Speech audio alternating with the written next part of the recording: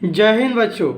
यह video class 10th math chapter 8 trigonometry का lecture number 8 है। आपके बुक में इस चैप्टर का नाम इंट्रोडक्शन टू ट्रिग्नोमेट्री है और इस क्लास में हम एक्सरसाइज 8.1 का क्वेश्चन नंबर 6 डिस्कस करेंगे। अभी तक हमने 7 लेक्चर कर लिया है, जिसमें हमने क्वेश्चन 5 तक और साथ ही 8.1 का कंसेप्ट, जिसमें हमने ट्रिग्नोमेट्रिक रेशियो पढ़ा था, ये सब हमने डिस्कस कर लिया है। अगर आपने ये सब नहीं देखा है तो एक बार सभी क्लासेज को एक बार जरूर देखें। चलिए हम क्वेश्चन नंबर 6 की ओर बढ़ते हैं। क्वेश्चन नंबर 6 यहाँ आपके सामने स्क्रीन पर दिया हुआ है, हिंदी और इंग्लिश दोनों में। देखिए इंग्लिश वाले देखें, if angle A and angle B are acute angles. Question ये कह रहा है कि angle A and angle B क्या है, एक्यूट एंगल्स है। इस प्रकार such that cos A equal to cos B है, देन वी हैव, मतलब का क्वेश्चन बोल रहा है कि देन सो दैट, तब शो कीजिए कि एंगल ए अर्थात एंगल ए क्या है, इक्वल है एंगल बी के। हिंदी वाले समझेंगे, यदि कोण ए और कोण बी न्यून कोण हो, जहाँ कॉस ए और कॉस बी क्या हो, इक्वल हो आपस में, तो दिखाइए कि कोण ए और कोण बी बराबर है। देखिए आपको हम एक्यूट एंगल बता चुके हैं लेक्चर फर्स्ट में ही। एक्यूट एंगल क्या होता है, वैसे एंगल जिनका माप क्या हो, मेजरमेंट क्या हो, 90 डिग्री से लेस हो, उसे हम एक्यूट एंगल बोलते हैं। अब इस क्वेश्चन से करने से पहले इस क्वेश्चन में एक आइडेंटिटी, एक प्रॉपर्टी यूज होगा, जो कि आपको हम यहाँ डिस्कस करके आपको बताते हैं। ध्यान दीजिएगा, ये प्रॉपर्टी आप ऑलरेडी पढ़े होइएगा, लेकिन हम एक बार फिर से रिपीट कर दे रहे हैं ताकि क्वेश्चन आपको ठीक से समझ आ सके। जैसे कि प्रॉपर्टी ये है कि बराबर भुजाओं के समूह कोण बराबर होते हैं, अर्थात इन एनी ट्रायंगल, मतलब किसी त्रिभुज में बराबर भुजा, अगर दो भुजा बराबर हैं तो उनके सम्मुख कोण भी क्या होंगे, बराबर होंगे। जैसे कि यहाँ देखिए इंग्लिश वाले, angles opposite to equal side, angles opposite to equal side, अर्थात इक्वल साइड के अपोजिट एंगल क्या होते हैं, इक्वल होते हैं। हिंदी वाले, बराबर भुजाओं के सम्मुख कोण, अर्थात यदि किसी ट्रायंगल में दो बराबर भुजाएं हैं तो उनके सम्मुख या अपोजिट, मतलब उनके सामने के कोण क्या होंगे, बराबर होंगे। जैसे कि इस ट्रायंगल ए बी सी में आपके ए सी और बी सी क्या है, ए सी और बी सी इक्वल साइड हैं, तो इनके जो आपको क्या हो जाएंगे, अपोजिट या सम्मुख जो कोण हो जाएंगे वे इक्वल होंगे। जैसे ए सी, यहाँ ए सी एक साइड है और बी सी भी एक साइड है, और दोनों क्या है, आपस में इक्वल हैं, तो इन दोनों के फ्रंट एंगल या अपोजिट एंगल क्या हो जाएंगे, इक्वल हो जाएंगे। जैसे देखिए ए सी का अपोजिट एंगल क्या हो जाएगा, एंगल बी हो जाएगा, और वैसे ही बी सी का अपोजिट एंगल क्या हो जाएगा, एंगल ए। तो ये दोनों एंगल क्या हो जाएंगे, इक्वल हो जाएंगे। और यहाँ से हम स्टेटमेंट क्या निकाल सकते हैं, if A C equal to B C, अर्थात यदि ए सी और बी सी आपको गिवन हो तो आपको ये कंफर्म हो जाना है कि कोण ए है, मतलब कि इनके सामने के जो अपोजिट एंगल वो भी क्या होंगे, इक्वल होंगे, अर्थात angle B equal to angle A हो जाएगा। ठीक है, तो ये आपको समझना था। इसका रिवर्स भी ट्रू होता है। आप देखिए इसका रिवर्स भी आप ध्यान से एक बार समझ लीजिए। रिवर्स इसलिए बताते हैं कि अगर बच्चों को हम ये बताते हैं तो वो क्या एग्जाम में ये लिख करके चले आते हैं, तो आपको दोनों में डिफरेंस भी समझ लेना है। वहाँ क्या था, वहाँ हमको गिवन रहेगा साइड इक्वल गिवन रहेगा, ठीक है, इक्वल साइड गिवन रहेगा, और यहाँ क्या गिवन रहेगा, हमको इक्वल एंगल गिवन रहेगा।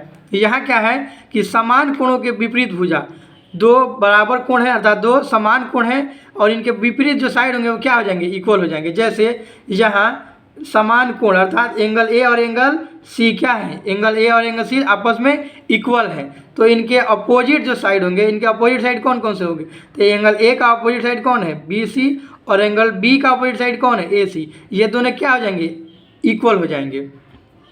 तो हिंदी में भी वही है, समान कोणों के विपरीत भुजा क्या होते हैं, बराबर होते हैं। भुजा हो गया, ठीक है। इंग्लिश वाले देखिएगा, side opposite to equal angles, मतलब कि इक्वल एंगल्स, यहाँ पहले क्या दिया है, इक्वल एंगल्स के अपोजिट साइड क्या होते हैं, इक्वल होते हैं। ये आपको प्रॉपर्टी ठीक से समझना था और आपको समझा भी चुके हैं। अब देखिए यहाँ चूँकि दो साइड बराबर रहता है, यह किसका प्रॉपर्टी हो गया, यह हो गया आपको आइसोसेलेस अर्थात समद्विबाहु त्रिभुज का प्रॉपर्टी हो गया। इसे आप 9th में बहुत अच्छे से इसको प्रूफ भी किया होगा, इसके बारे में पढ़े भी होगा। यहाँ आपको सिर्फ ये प्रॉपर्टी जानना था कि बराबर भुजाओं के सम्मुख कोण बराबर होते हैं, और यदि समान कोण हो तो समान कोण के विपरीत भुजा बराबर होते हैं। ये दोनों क्या है, एक दूसरे के रेसिप्रोकल है। ठीक है, तो चलिए हम चलते हैं अपने क्वेश्चन। तो चलिए हम आपको क्वेश्चन भी बता दिया और इसे यूज होने वाला एक कंसेप्ट भी बता चुके हैं। अब हम इसका सॉल्यूशन देखते हैं। सबसे पहले हम यहाँ सॉल्यूशन लिखते हैं, उसके बाद क्या लिखेंगे, उसके बाद हम गिवन लिखेंगे। उसके बाद होगा गिवन। गिवन मतलब हिंदी वाले लिखेंगे दिया गया है या हमें दिया गया है, कुछ भी लिख सकते हैं। हिंदी वाले ध्यान दें, दिया गया है लिख सकते हैं, ठीक है।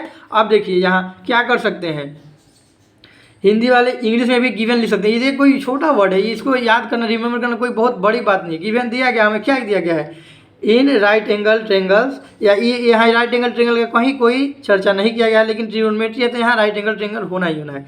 तो angle A and angle B क्या है, एक्यूट एंगल। तो हम लिखेंगे angle A and angle B are acute angles.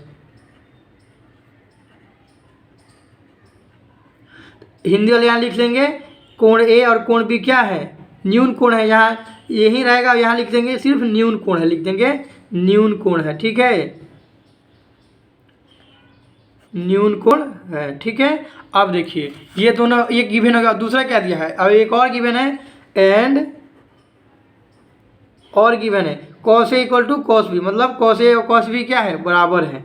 Cos A equal to क्या है, कॉस बी के। अब हम यहाँ एक ट्रायंगल बनाएंगे। कौन सा ट्रायंगल, तो यहाँ हम राइट एंगल ट्रायंगल बनाएंगे। राइट एंगल यही क्यों, क्योंकि ट्रिग्नोमेट्री में राइट एंगल ट्रायंगल का ही उपयोग किया जाता है, ठीक है।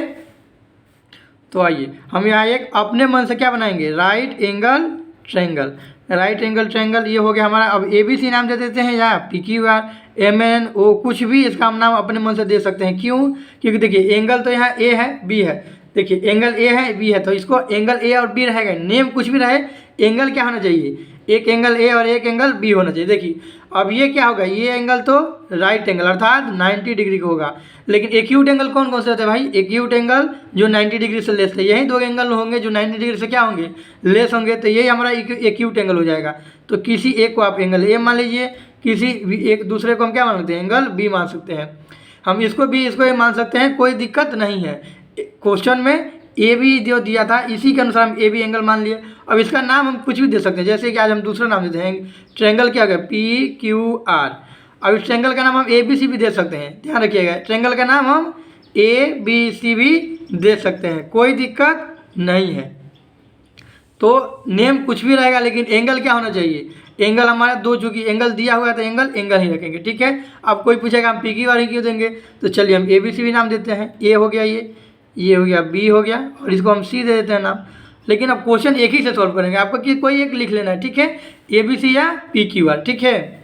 चलिए अब आगे हम बढ़ते हैं। अब कॉस ए कॉस बी आपको पता होगा। कॉस ए क्या होता है, कॉस ए होता है कॉस ए और कॉस बी। ये कहाँ से हम लिखेंगे, ट्रिग्नोमेट्री की सीओ कहाँ से हम बताए थे आपको, एक फॉर्मूला आपको बताए थे, कौन सा, पंडित बद्री प्रसाद हर बोल सोना चांदी तोल। यहाँ से आपको हम रिमेंबर करवाए थे, आपको ये नोट नहीं करना, बस रिमेंबर करवाने के लिए आपको यहाँ हम नोट कर दिए, ठीक है। तो क्या है, कॉस ए है, कॉस ए क्या होगा, कॉस ए होता है B/H, P/H sine theta, B/H cos theta, P/V tan theta, ठीक है। तो कॉस ए क्या हो गया, B/H, तो यह जाएगा B/H, हमारा हो गया कॉस ए। अब देखिए कॉस बी क्या हो गया, कॉस बी एंगल बी के लिए भी बात में बताएंगे, बी होगा वहीं क्या, कॉस थीटा, अर्थात क्या हो जाएगा B/H, ये भी होगा। अब यहाँ देखिए, यहाँ आपको सबसे समझने वाली चीज़ है, अभी तक इसके बाद आपने, अब यहाँ देखिए इक्वल है तो हम कैंसिल आउट भी कर सकते हैं, लेकिन ध्यान दीजिएगा यहाँ कैंसिल आउट नहीं होगा।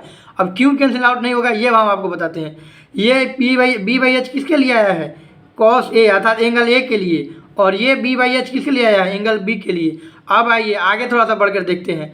कॉस ए कहाँ है, एंगल ए हमारा यहाँ है, एंगल ए कहाँ है, एंगल ए हमारा यहाँ है, कहाँ, आर के पास, ठीक है। तो एंगल ए के लिए क्या हो जाएगा, हमारा परपेंडिकुलर क्या हो जाएगा, इसका अपोजिट साइड क्या होता है, परपेंडिकुलर, तो क्या हो जाएगा PQ, और नीचे क्या हो जाएगा H है, H क्या है हमारा PR है, इसका H PR, PQ/PR आ गया। कहाँ से, एंगल ए के लिए बेस निकालिए, सॉरी देखिए हम यहाँ एक मिस्टेक कर गए हम लोग।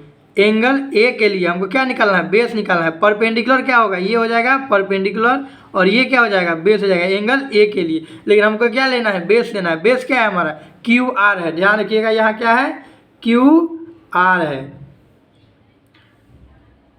क्यू आर कहाँ है, बेस किसके लिए, एंगल ए के लिए हमारा बेस क्या है, क्यू आर है, और एंगल ए के लिए क्या है, हाइपोटेनस क्या है, पी आर है। ठीक है, अब चलते हैं एंगल बी के लिए। एंगल बी हमारा यहाँ है, और एंगल बी के लिए क्या निकालना है हमको, एंगल बी के लिए हम कहाँ क्या निकालना है हमको भाई, एंगल बी के लिए हमको निकालना है बेस और हाइपोटेनियस। तो बेस क्या हो जाएगा, इसके एडजेसेंट साइड पी क्यू, और देखिए और इसका हाइपोटेनियस क्या होगा, पी आर। ठीक है, एक बार फिर से ध्यान से देख लीजिए। एंगल ए के लिए बेस, एंगल ए यहाँ है, एंगल ए के लिए बेस कौन सा हो जाएगा भाई, एंगल ए के लिए बेस हो जाएगा क्यू आर। इसका एडजेसेंट साइड बेस होता है तो क्यू आर हो जाएगा, और इसका हाइपोटेनस क्या हो जाएगा, पी आर हो जाएगा। ठीक है, और एंगल बी के लिए क्या हो जाएगा, एंगल बी के लिए बेस क्या हो जाएगा, एंगल बी के लिए बेस हो जाएगा पी क्यू, और एच क्या हो जाएगा, पी आर। अब यहाँ देखिए दोनों डिफरेंट है आया कि नहीं, तो इसलिए हम इसको कैंसिल आउट नहीं कर सकते थे।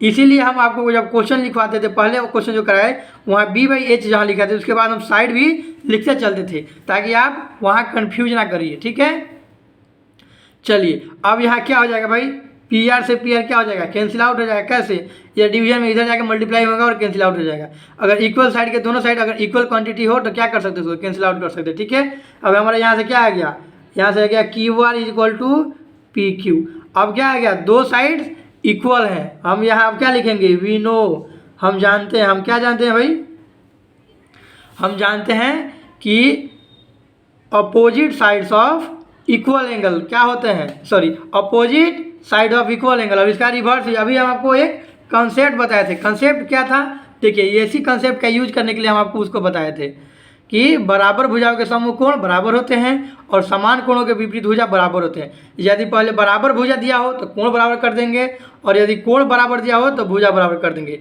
यहाँ से। ठीक है, यहाँ क्या बराबर दिया है, यहाँ हमको Q R equal to P Q, क्या है, क्यू आर पी क्यू एक साइड है, तो हम क्या लिख सकते हैं, यहाँ हिंदी में लिख सकते हैं या इंग्लिश में, इंग्लिश वाले इंग्लिश में लिखेंगे लेकिन हिंदी वाले इंग्लिश में भी लिख सकते हैं, कोई दिक्कत नहीं है। चलिए, तो उस प्रॉपर्टी को हमने यहाँ ऐड कर दिया है। ध्यान रखिएगा, एग्जाम में भी आपको ये अगर क्वेश्चन देता है तो आपको इस प्रॉपर्टी को यूज करना है। और आपको हम बता दें ये बहुत ही इंपॉर्टेंट क्वेश्चन है, खासकर स्टेट बोर्ड वालों के लिए। ठीक है, ये बहुत इंपॉर्टेंट क्वेश्चन है, 2 मार्क्स में दे देता है, बोर्ड में भी देता है 2 मार्क्स में, सीबीएसई में देता है या स्टेट बोर्ड में भी देता है, तो आपको ध्यान रखना है, ये क्वेश्चन बहुत ही इंपॉर्टेंट है। और स्टेप बाय स्टेप आपको हम समझा दिए हैं। अब क्या आ जाएगा, Q R equal to P Q है, तो क्यू आर का अपोजिट एंगल क्या हो जाएगा। अब हमने यहाँ प्रॉपर्टी भी लिख दिया, कौन सा property, angles opposite equal side are equal. English वाले इंग्लिश लिख लेंगे और हिंदी वाले हिंदी में लिख लेंगे। ठीक है, हिंदी वाले इंग्लिश भी लिख सकते हैं, कोई दिक्कत नहीं है। ठीक है, क्यू आर कहाँ है भाई, क्यू आर का अपोजिट एंगल क्या हो जाएगा, एंगल बी। 10 हम क्या लिख सकते हैं, कौन से, बाई प्रॉपर्टी, 10 बाई प्रॉपर्टी से हम क्या लिख सकते हैं, क्यू आर का अपोजिट साइड, क्यू आर का अपोजिट एंगल क्या है, एंगल बी, और पी क्यू का opposite side opposite angle A. तो क्या आ गया हमारा, एंगल बी आ गया, एंगल ए इक्वल हम क्या लिख सकते हैं, और angle A equal to angle B. अरे कुछ नहीं कि इसका ऑर्डर हम चेंज कर दिए। ठीक है, तो इस तरह से क्या हो गया, इस तरह से हो गया हमारा हेंस द रिजल्ट लिख सकते हैं, या फॉर द प्रूफ लिख सकते हैं, हेंस द रिजल्ट, या इसको और भी लिख सकते हैं, देयरफॉर प्रूफ्ड।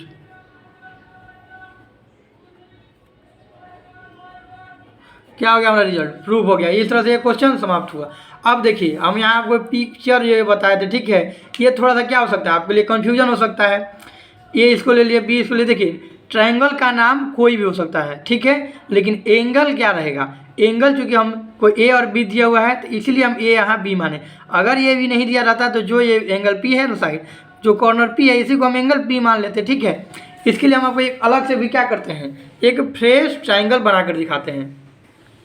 देखिए ये आपका ट्रायंगल हम यहाँ बना दिए। देखिए एक बार ध्यान से देखिए, पी क्यू आर हम पहले वाली में लिए थे, पी क्यू आर पर ही हम क्वेश्चन सॉल्व किए हैं। तो आपको क्वेश्चन में कौन सा, अगर पी क्यू आर हमारा जो आंसर उतारिएगा तो आपको यही ट्रायंगल लेना पड़ेगा। ठीक है, और एंगल क्या हो जाएगा, यहाँ एंगल हम बी मान लेंगे और यहाँ एंगल ए मान लेंगे। ठीक है, और यदि आप क्वेश्चन को और तरीके से बनाना चाहते हैं तो ए को हम ये मान सकते हैं, ये ले लिए ए बी सी ले लिए, तो इसको हम क्या मान लेंगे, ए मान लेंगे, ए के बगल ए और बी के बगल बी मान लेंगे दोनों। लेकिन अगर आप इससे बनाते हैं तो फिर कहाँ आपको थोड़ा सा इसमें चेंजिंग भी करना पड़ेगा, कहाँ से, यहाँ पे, ठीक है, यहाँ पे जो नेम है ना यहाँ ए बी के अनुसार रखेंगे, ठीक है, सॉल्यूशन भी चेंज हो जाएगा।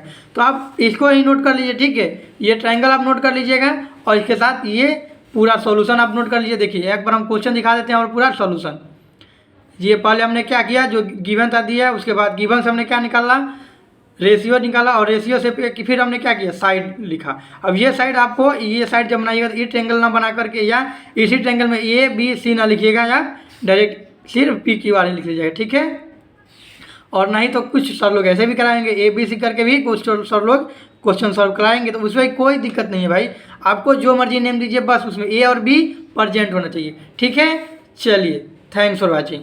ये आप अगर नोट कर लीजिए या स्क्रीनशॉट ले लीजिए इसका अलग अलग से करके, या वीडियो को पॉज करके नोट कर लीजिए। देखिए ये मैथमेटिक्स है, खुद से सॉल्व करिएगा तो आपको ज़्यादा बेटर समझेगा। इसी पर एक एग्जांपल आप देखिए, ये हो गया हमारा फर्स्ट मेथड, इसको हम एक और मेथड से बता सकते हैं, ठीक है। वो मेथड कौन सा है, अब उसको अभी हम नहीं बताएंगे, जब आपको हम कॉन्ग्रुएंसी पढ़ाएंगे, सर्वांग समता, तो वो हम बताएंगे, ठीक है। तब तक के लिए आप इसी को रिमेंबर रखिए। Thanks for watching.